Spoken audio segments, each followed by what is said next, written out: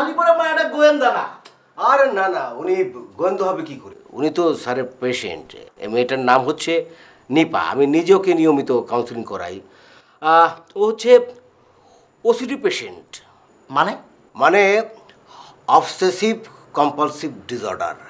এখন জামিল ভাই, আপনাকে তো এই মেয়েটার জন্য একটু সহযোগিতা করতে হবে। মানে? মানে এই মেয়েটার কল্পনার জগতে একজন মানুষ আছে, সে তাকে নিয়ে এক ধরনের অবসেশন তৈরি করেছে। এটা এক ধরনের ঘোর। এই ঘোরের বাইরে সে কিছুতে বের হতে পারছে না, যে কারণে সে কাউকে সহ্য করতে পারছে না। ওর ফ্যামিলি কিন্তু ওকে বিয়ে দেওয়ার জন্য বেশ কয়েকবার চেষ্টা করেছে। যে পাত্রকেই ওর সামনে আনা হয়েছে, ও চিৎকার করে বলেছে যে না না, এটা তো উনি না। এখন ঘুরতে ঘুরতে ওই উনিটা আপনি পড়ে গেছেন। মানে ওর কল্পনার জগতে যে মানুষটা, সেটা হয়ে গেছেন আপনি। এই জন্যই আপনার পিছু নিয়েছে, আপনার পেছন পেছনে ঘুরছে।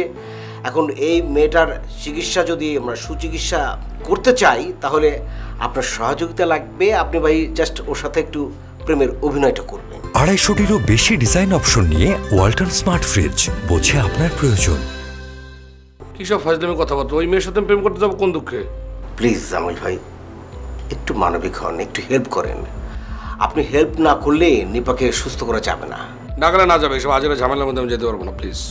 ভাই আপনি একটু কনসিডার করেন। তাছাড়া মেয়েটা যদি ওই যে বুঝছি, মেয়েটা যেহেতু তোমার যদি এত দরদ থাকে, তুমি যাও না ফাজিল। না না, ওখানে তো হচ্ছে না, এমনকি বক্কর গেলেও হচ্ছে না। আরে আমার নাম নিলি তো দৌড়ে ছুটে যেতাম।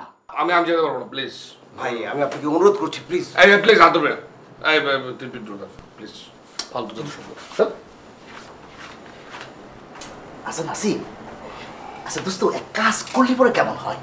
ওই যে আমাকে জামিল ভাইয়ের একটা ছবি ফটোকপি করে বড় করলাম, বড় করে আমার মুখে লাগাই নিলাম, তাহলে পরে হবে না? কাজ নেই তো, বসে বসে খাও আর মাথার মধ্যে উল্টাপাল্টা বুদ্ধি বের হয়। আসলে হয়েছে কি, ওই উপকার করতে চাচ্ছিলাম, তুই উল্টো ভাবে নিলে আর কি।